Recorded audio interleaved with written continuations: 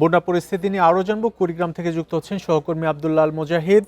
মুজাহিদ, একটু জানাবেন, আমরা তো দেখে থাকি উত্তরাঞ্চলে বন্যা শুরু হলে শুরুর দিকেই কুড়িগ্রাম আক্রান্ত হয়, তো কুড়িগ্রাম জেলার আশপাশে যেসব নদী রয়েছে সেসব নদীতে পানি বাড়ছে কিনা গতকালকের তুলনায় আজকে?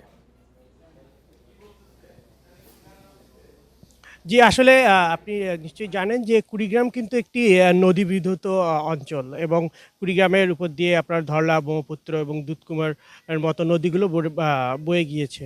আমরা সকাল থেকে যে তথ্য-উপাত্তগুলো পাচ্ছিলাম সেখানে আমরা দেখছিলাম যে কাউনিয়া পয়েন্ট অর্থাৎ তিস্তার যে কাউনিয়া পয়েন্টটি রয়েছে সেখানে পানি ক্রমাগত ধীরে ধীরে বৃদ্ধি পাচ্ছে। আমি যদি আপনাদের একটু তথ্য-উপাত্ত দিয়ে থাকি, যে কাউনিয়া পয়েন্টে মূলত বিপদসীমা হচ্ছে ৩০.৮৭ সেন্টিমিটার, কিন্তু এখানে প্রতি সপ্তাহে সর্বোচ্চবার বিকাশ পেমেন্টে 50 জন হবেন পেমেন্ট চ্যাম্পিয়ন। জিতে নিন টিভি সহ আকর্ষণীয় সব প্রাইজ। পানি যাচ্ছে, পানি প্রবাহিত হচ্ছে বিপদসীমার প্রায় 1 সেন্টিমিটারের কাছাকাছি একটু দিক দিয়ে।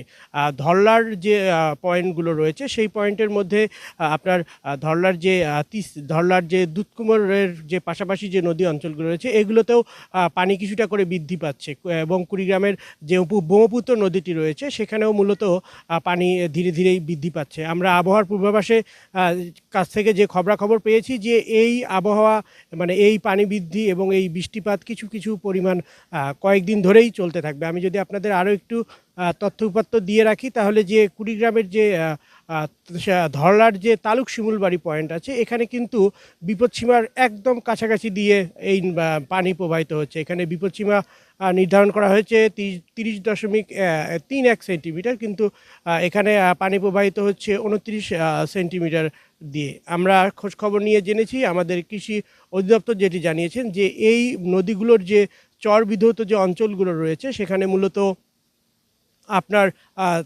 চীনা বাদাম, পাট এবং কাঁচামরিচ এবং অন্যান্য যে ফসলি যে শাকসবজি যে জমিগুলো রয়েছে, এই বন্যা যদি এখনই শুরু হয়ে যায় তাহলে এখানকার অনেক ক্ষয়ক্ষতি হবে। তাছাড়া আমি যদি আপনাদের আরেকটু জানিয়ে রাখি যে তিস্তার যে বিদ্যানন্ত চরটি রয়েছে সেখানে কিন্তু ইতিমধ্যে আমরা দেখেছি যে পানির পরিমাণ বৃদ্ধি পাওয়ার কারণে এখানকার যে বাদাম সেটি তলিয়ে যাচ্ছে।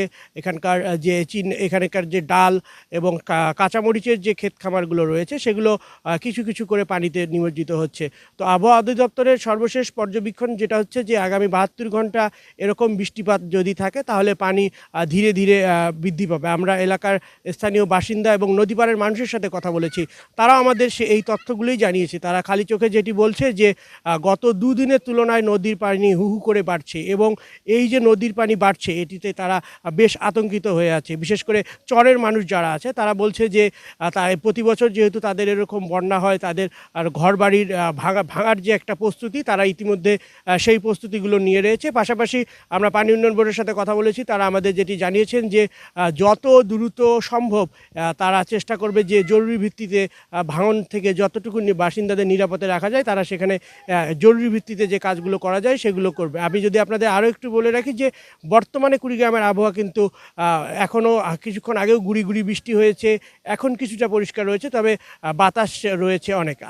তো আমরা যতটুকু জানতে পেরেছি এবং আমাদের একাধিক সূত্র যেটি জানিয়েছে যে এই নদীর পানি যদি ক্রমাগত এই হারে বৃদ্ধি পেতে থাকে এবং বৃষ্টিপাতের পাশাপাশি যদি ভারতীয় উজানি ঢল থেকে যদি ঢল নামে আসে তাহলে বন্যার পরিমাণ আরও বাড়তে পারে এবং মানুষের ভোগান্তিও আরও বাড়তে পারে।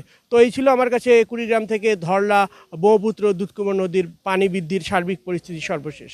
কুড়িগ্রামের বিভিন্ন নদীতে পানি বাড়ছে, এতে বন্যার ঝুঁকি তৈরি হচ্ছে, সে খবর জানাচ্ছিলেন সহকর্মী আব্দুল্লাহ আল মুজাহিদ।